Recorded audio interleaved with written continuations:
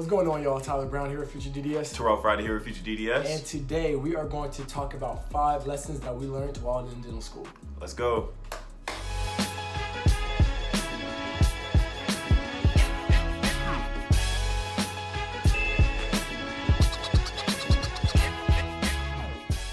Alright, so if this is your first time to the channel, what Tyler and myself do, we put these videos out to help pre-dents get into school, as well as show everyone our experience going through dental school. So if you haven't already, make sure you push pause, hit that subscribe button, the like button, as well as the notification bell so you know whenever we post up new content. All right, so we are almost at the end of our dental school journey, y'all. And we've learned a lot. You know, we've learned a lot about clinic. We've learned a lot about dentistry. But there are certain life lessons that we've also learned that we want to make sure that you all know before we graduate, just so that you all can implement it into your studies, your dental school experience, and really your life. So here we go. Let's do it. Number 1, your effort will predict your success. And I know it sounds super obvious, whatever it may be. But all of us have gotten very lucky, right? I'm sure there was a test where, you might have not put in enough effort, but you still were able to pass, whatever it may be. Right. Yep. Well, in dental school, when you're learning a new skill, when you're having these new interactions, you're just going through a whole new, completely new process.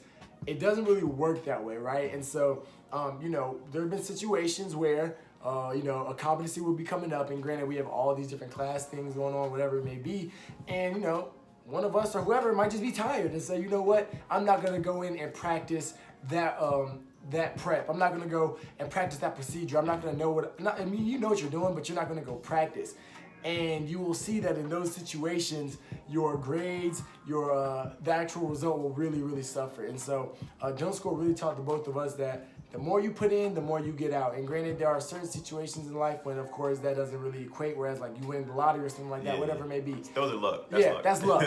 But I'm talking about, if you want to predict your success, or you want to predict somebody's success, you can look at the effort that they put in to whatever they were doing, and typically it will be pretty much on the same level. So without a doubt, you can't dodge the work. So one thing, that I kind of learned coming through school, and we all were involved in undergrad. We all were involved in a community service organization or some sort of organization on campus, but it kind of gave us a home base, right? So the biggest thing, or one of the biggest things I've learned early, and pretty much often every year, is staying involved with organized dentistry. And what I mean by that is, when you get to your school, make sure you're tapping in with these clubs, make sure you're tapping in with the organizations. Even if you go upstairs and talk to faculty and staff in these different departments, the research department, the admissions department, and these different things, you start to make connections that you would never have imagined making. When you decide if you want to go do a residency, these are the people that know people within admissions departments. These people that know people within that are sitting at the tables and really making the decisions of who's going to get those seats.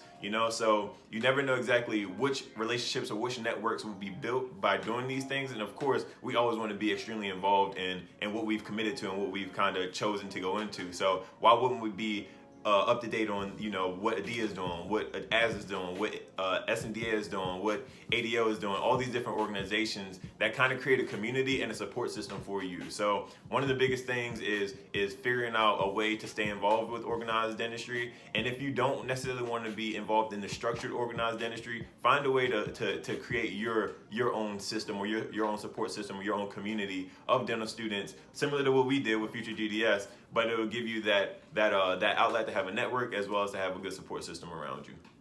So number 3, be conscious of your time. Like in dental school and really in life, we only have so much time to live. So it might be the most valuable resource. That's what they say. So realistically, it is. And so what you're going to realize is just how much you can get in a day.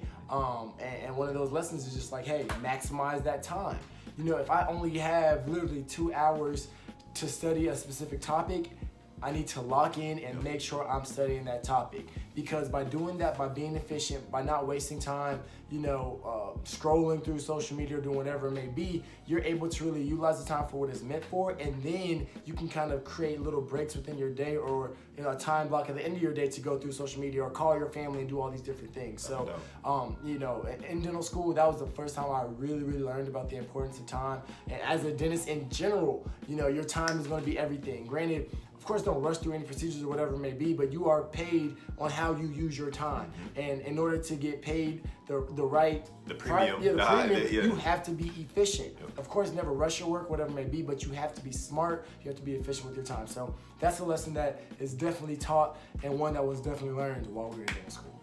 Number 4, one of the biggest things for me, and it's always been something I've focused on, you know, from high school to undergrad to now to this point, is finding or creating a tribe of mentors. I actually heard somebody say they said they had a personal board of trustees, so to speak, within different things in their life.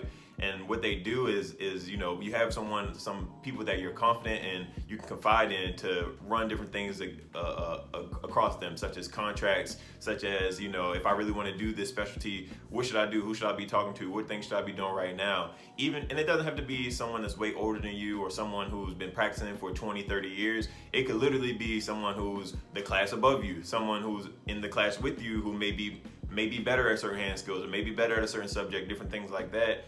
You want to find people that can help you horizontally as well as vertically, in that, you know, again, classmates, upperclassmen who has gone through the class, who knows how to do that crown prep, who, you know, someone who's been in clinic, who knows how to do the codes on the Axiom or Dentrex or whatever you're doing, so that you can kind of fast track and, like Tyler said, get back to that time. You know, be efficient with what you're doing. Make sure that you have people that can kind of guide you along the way, but you still have to put in that work. But once you have that tribe of mentors, you'll feel a little bit more at ease about going through everything and knowing that, you know, there is someone who's done it before and guiding you to get to that point of success that you're looking to get to. And lesson number 5. Being in dental school is great. Of course, you have to spend time studying, like we said earlier, practicing your preps, doing all these different things. But you always have to make sure that you're making time for things that matter. And I don't want to say really matter, because of course studying and doing all these things really matter as well, but you have to make time for your friends.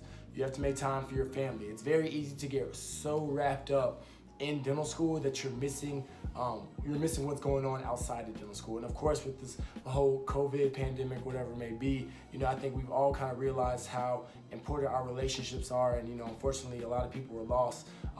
And so with that, you know, we all have a new appreciation of spending time and having just conversations with the people that we love and things of that nature. So, and on top of all that, time for yourself. I'm sorry, help. Right. Yeah, I just want to throw that in there. Right. Time for yourself. Yep. So, don't forget to make sure that you, your family, your friends, you know, that you all are all okay. Dental school is, of course, is super important, but your relationships, your family, your health, that's more important, because without those, you wouldn't even be in dental school. So always remember that. All right, y'all. So that's our top 5 things that we learned or took away from our dental school journey. Hopefully this video was helpful for you. If you have any tips or any tricks, anything you've heard that could be helpful to us or somebody else out there, make sure you add it down to the comments. You know, we're all the community here. We're all here to help each other. If you guys have any questions for us, you can head over to Instagram, follow us at _FutureDDS. Send us a DM there. We'll be sure to get back to you as soon as we can. But other than that, I hope you guys enjoyed the video. We'll see you guys next time. All right, y'all. All right, now.